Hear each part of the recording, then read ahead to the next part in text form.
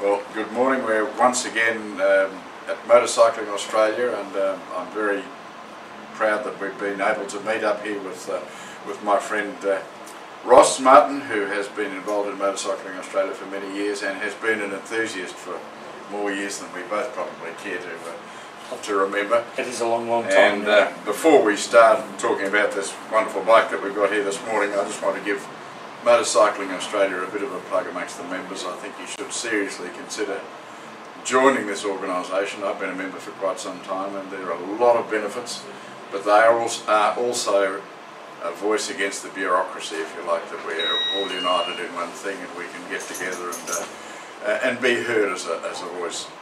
Anyway, Ross has very kindly invited us in to look at some of the parts of the quite extensive collection that Motorcycling Australia have got here, and to me this is probably, Ross, the most historic bike that you have, or one of the most historic bikes that you've got. It is certainly a very prestigious and a bike with a lot of racing history, and it's not racing history just for Australia, because it's racing history for the whole of the world, which makes this bike so valuable as a motorcycle.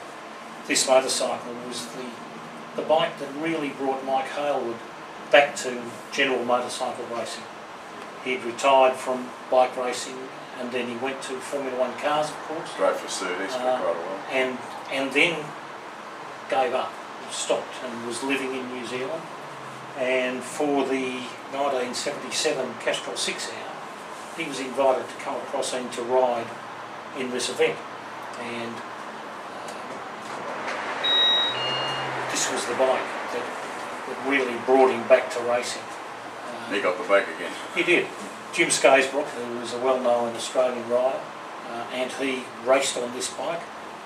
They finished quite well in the first year, in 77. They came back and raced again in 78.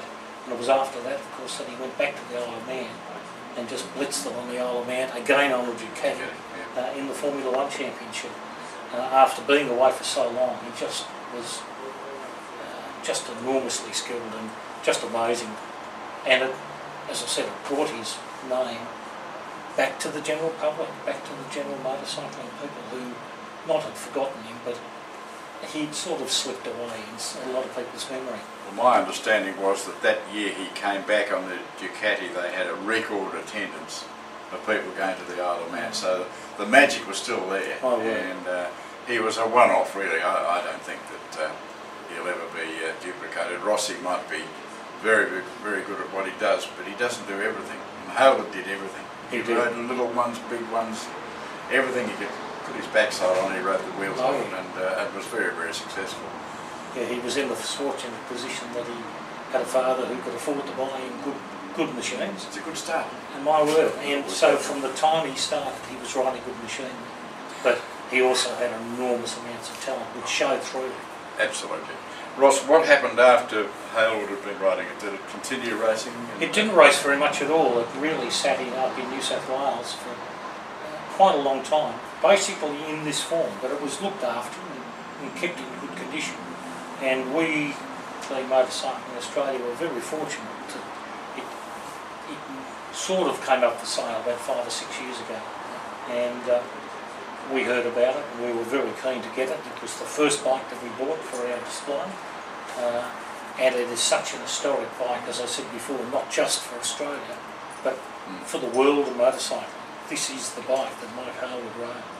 Well, I think I've seen Jim not racing it, demonstrating it at Phillip Island at the Historics a few years ago. Jim Scaisbrook, if we take it out, Jim still rides it for us, and he's our rider. And that again, this bike will be at Broadford this coming Easter for the Broadford Bonanza.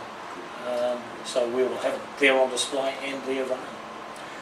Ross, it's very good of you to open your doors to us, to start with looking at some of these very historic bikes that you've got here.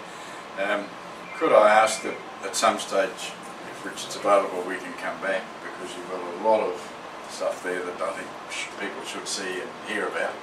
So on behalf of the Classic Motorcycle Club, thank you very much for letting us come here, and I hope the members have had some enjoyment out of the interviews. David, you're always welcome. Thank you so much. Thank you. Thank you.